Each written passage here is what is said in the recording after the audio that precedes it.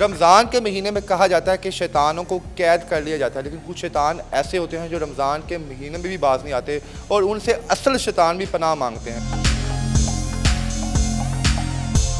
मैं नमाज़ पढ़ रहा था। नमाज़ पढ़ने के बाद जो ही मैं बैग पे देखा तो मेरा लैपटॉप ही नहीं था। सबसे पहले तो मैं इमेजिन कर रहा था कि एक मुक़द्दस प्लेस है हम मुस्लिम के लिए, इससे ज़्यादा तो और कुछ नहीं हो सकता कि यहाँ से कोई चीज़ मिसप्लेस हो सकती है। आई कांट इमेजिन कि ऐसा हो सकता है। मेरे ये शहादत होने के बावजूद भी अगर मुझे ये चीज़ ना मिले तो मैं यही कहूँगा कि एक गरीब बच्चे पे, गरीब कम्युनिटी पे कोई तरस नहीं खाने वाला हमारे पाकिस्तान में। जी अस्सलाम वालेकुम नाज़रीन, मैं हूं आपका मेज़बान इर्तज़ा भट्ट। नाज़रीन इस वक्त मौजूद हूँ जामिया मस्जिद उस्मानिया अयूबिया रोड मुस्लिम टाउन मोड़ पर मौजूद।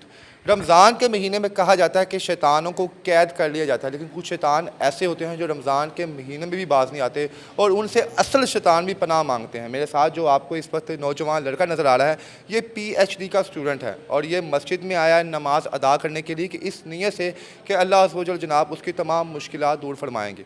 नमाज के दौरान एक 60-70 साल बुज़ुर्ग शख्स जो शायद आया तो नमाज की नीयत से ही था, लेकिन बाद में इनका वहाँ पे कीमती लैपटॉप देख के उसका दीन ईमान जो है वो ख़राब हो गया। आपको हम तमाम अपडेट्स देंगे कि ये इस वक्त कहाँ पर मौजूद थे और किस तरह जनाब चोर आया और कब इन्हें पता चला और कब इन्हें रियलाइज़ हुआ कि इनका कीमती लैपटॉप इनसे दूर जा चुका है। उस लैपटॉप के अंदर कौन कौन से कीमती दस्तावेज़ात थे, आइए इनसे पूछते हैं। अस्सलाम वालेकुम सर। वालेकुम सलाम। सबसे पहले मैं अपना तारुफ़ कराना क्या चाहूँगा। नाम है सर आपका? मैं मोहसिन नसीर, मैं PhD mathematics Abdul Salam school of mathematical sciences से मैं PhD कर रहा हूँ। तो करंटली मैं फंक्शनल एनालिसिस और रैंडम फिक्स पॉइंट थ्योरी के एक टॉपिक में मैं अभी रिसर्च कर रहा था PhD में। तो एज़ यूजुअली मैं नमाज़ पढ़ने आया आज उस दिन मस्जिद में। कौन सी नमाज़ पढ़ने के लिए आए थे आप? मैं ज़ुहर की नमाज़ पढ़ने इधर इस मस्जिद में आया था।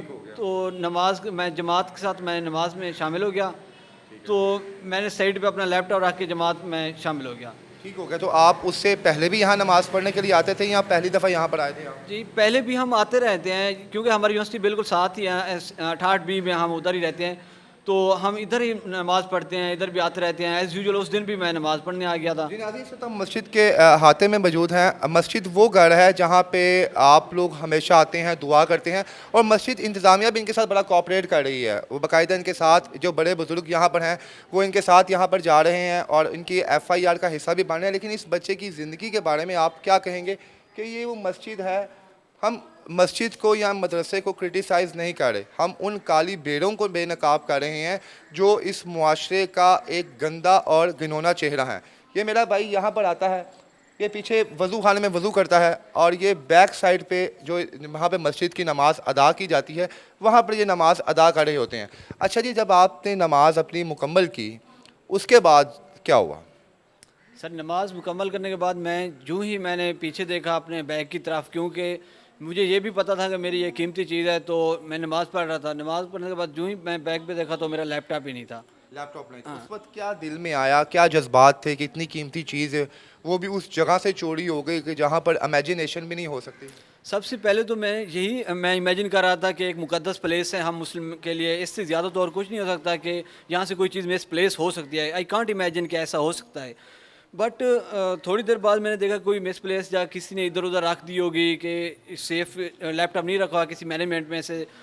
तो फिर भी मैंने देखा, उसके बावजूद भी 5-6 मिनट बाद फिर भी मुझे नहीं मिला। ठीक हो गया। तो उसके बाद अच्छा, यहाँ आप जो है नमाज बाहर अहाते में अदा कर रहे थे कि या अंदर आप जमात के साथ थे सर? नहीं, जमात के साथ अंदर ही था मैं। अंदर ही यहाँ पे मैं अंदर चला गया जहाँ नमाज हो रही थी जमात के साथ, वहाँ अंदर ही नमाज पढ़ी मैंने उनके साथ। अच्छा, तो उसकी आपके लैपटॉप की मालियत क्या थी और आपने कहाँ पे कंप्लेन की है?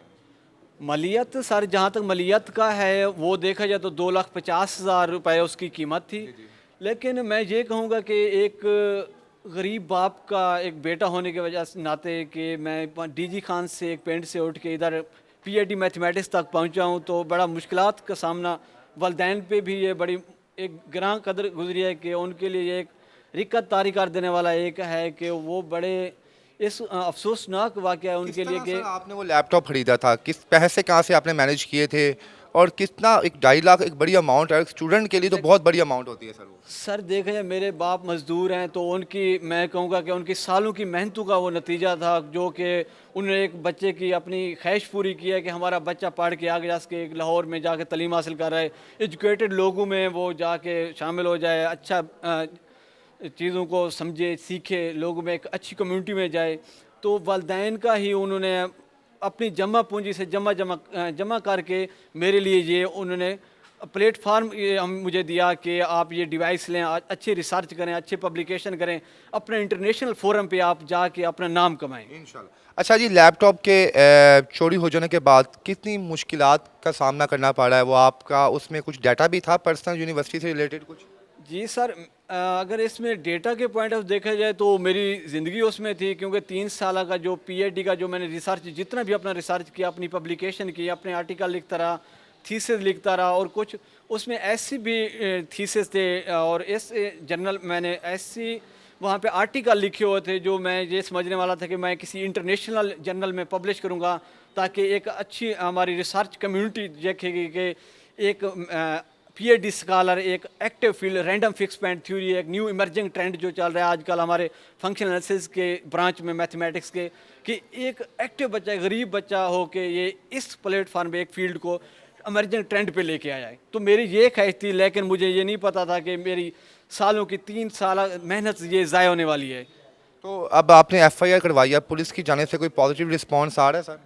मैंने एफआईआर करा ली है। एफआईआर के बाद अभी तक मेरे तफ्तीशी अफीसर जो असाइन हुए हैं वो भी मेरे साथ ही हैं, वो भी चीज़ों को लेके चल रहे हैं। कुछ चीज़ें पेंडिंग में हैं, मुझे क्लैरिटी इन्फॉर्मेशन नहीं मिल रही कि एक्चुअली हो क्या रहा है। कुछ नहीं, अब फॉलो बैक नहीं मिल रहा? फॉलो बैक अभी तक तो मुझे रिस्पांस नहीं मिला, क्योंकि एक्चुअली मैं ये चाहता हूँ कि अब देखिए मेरे पास सीसीटीवी है, सीसीटीवी फुटेज भी हैं और सारा शहादात भी हैं, विटनेस मैंने इकट्ठे किए अपनी बिहाफ पे। किस तरह मिले शायद? यहाँ पे तो कैमरास लगे हुए हैं, कोऑपरेट किया क्या मस्जिद की जाने से? जी, यहाँ पे डॉक्टर साहब होते हैं एक, उनके मैनेजमेंट में से, उन्होंने भी मेरे साथ बड़ा कोऑपरेट किया है यहाँ पे उनकी सीसीटीवी फुटेज वगैरह देने में। उन्होंने भी एक अच्छा मैनेजमेंट बहुत अच्छी है यहाँ की मस्जिद की, मैं उनको अप्रिशिएट करता हूँ कि विद इन उन्होंने टाइम ही मुझे ये चीज़ें प्रोवाइड की सीसीटीवी, और उन्होंने मुझे जो था उसका हाँ easy tool वो था। जितना कर सकते हैं मेरे लिए, मैनेजमेंट बहुत अच्छी ये है। बताएं कि जब आपने वो फुटेजेस देखी और वो 60-70 साल बुजुर्ग जो शायद आपके वालिद की उम्र का होगा, तो उस वक्त 2 मिनट के लिए आपके जहन में क्या आया? पाकिस्तान का निज़ाम देख के, यहाँ के इन लोगों का बिहेवियर देख के, बड़ी बारिशदारी है उसकी, वो यहाँ पर अंदर आ रहा है, क्या उस टाइम जब फर्स्ट टाइम आपने फुटेजेस देखी क्या आपके जहन में आया? सर देखा जाए मैं तो उस वक्त खुद भी एम्बेरस फील कर रहा था कि हमारे एक इस्लामिक कंट्री में, इस्लामिक रिपब्लिक ऑफ पाकिस्तान, हम इंटरनेशनल कम्युनिटी में हम लेके जा रहे हैं। अब हम इंटरनेशनल लोगों को क्या कहेंगे? हमारी एक सेक्रेड प्लेस, मुकद्दस प्लेस में हम हमारे साथ ये काम हो रहा है, तो ये तो हमें खुद को भी एज ए एजुकेटेड पर्सन ये बड़ा फील होता है कि हम कैसे उनको कहें। अब मैं उस पर भी मुझे ये लगा कि एक बारिश बुज़ुर्ग हो के, हमारे दादा बाबा की एज की हो के, वो इस एज में पता नहीं क्या उस पर गुजरी है कि एक बच्चे का लैपटॉप, एक बच्चे की 3 सालों की मेहनत वो ज़ाय करने जा रहा है, जितने इतनी मेहनत की हुई है। बस यही कहते हैं कि वो लैपटॉप कितने का सेल हो जाएगा वैसे, अगर वो करना चाहे तो? वो बेचारे को सर नॉर्मल बंदा है, उसको क्या उसके लिए तो मैं तो कहता हूँ उसके लिए तो 20-25 हज़ार 30 हज़ार की इतना ही होगा। तो अब उसके लिए तो कुछ भी नहीं है। अब इन द एंड मैं हायर अथॉरिटीज़ और सीएम पंजाब मरियम नवाज़ साहिबा से मैं यही अपील करता हूँ कि मेरी मंदाना इस्तदा है, ये मैं रिक्वेस्ट करना चाहूँगा कि मेरी हेल्प की जाए, और मेरे ये शहादात होने के बावजूद भी अगर मुझे ये चीज़ ना मिले तो मैं यही कहूँगा कि एक गरीब बच्चे पे, गरीब कम्युनिटी पे कोई तरस नहीं खाने वाला हमारे पाकिस्तान में। तो नेक्स्ट अब देखिए मरियम नवाज़ साहिबा, सीएम पंजाब साहिबा मरियम नवाज़ साहिबा, तो ये और भी प्रोजेक्ट कर रही हैं और भी इक़दाम कर रही हैं हम स्टूडेंट्स कम्युनिटी के लिए, हम हमारे लिए स्कॉलरशिप दे रही हैं और लैपटॉप स्कीम भी कर रही हैं। तो इसके मामले में ये भी अगर थोड़ा इक़दाम करें कि कोई सेफ्टी यूनिट मुहैया किया जाए मस्जिदों में भी। Very good, very good. अच्छा सर, अगर क्या पता ये वीडियो कोई उस बुजुर्ग शख्स तक भी पहुंचा दे जिसने लैपटॉप चोरी की है, तो आप उसे कुछ कहना चाहेंगे? जी, मैं अपने मेरे बुज़ुर्ग हैं वो, मैं उनकी रिस्पेक्ट करता हूँ कि वो, क्योंकि मुझसे बड़े हैं, क्योंकि हम जितने भी एजुकेटेड बंदे हैं हम रिस्पेक्ट ही करते हैं, क्योंकि ये हमारा एक सेवा है कि हम रिस्पेक्टफुल ही होते हैं। तो बाकी मैं उसके लिए ये पैगाम देना उनके लिए, अगर मेरी वीडियो उस तक पहुँचे उन तक, तो उनके लिए यही मेरा मैसेज है कि मैं दरमंदाना अपील करता हूँ कि मेरी चीज़, मेरा लैपटॉप मुझ तक पहुँचा दें ताकि मैं अपना काम स्मूथली कर सकूँ। और अगर फिर भी अगर उसको कोई पैसों की ज़रूरत है 10-20 हज़ार, मैं फिर भी उसके लिए प्रोवाइड कर दूँगा। जितना हो सके मैं हेल्प कर दूँगा उनके लिए कि मेरी चीज़ मुझ तक पहुँचा दें। और सीएम पंजाब साहिबा से मेरी रिक्वेस्ट है कि प्लीज़ मेरी हेल्प कीजिए जितना हो। जी नाज़रीन, इस नौजवान ने बड़ा ही खूबसूरत पैगाम दिया कि जनाब वो बड़े बुजुर्ग मेरे वालिद की तरह हैं, मैं कोई भी बेहुदा अल्फाज उनकी ज़ात के लिए इस्तेमाल नहीं करूँगा। अगर वो मेरी वीडियोस देखते हैं तो मैं उन्हें अपनी खुशी से 20,000 रुपया देने के लिए तैयार हूँ। कहाँ पर वो आपसे रब्ता करें, कहाँ पे आए?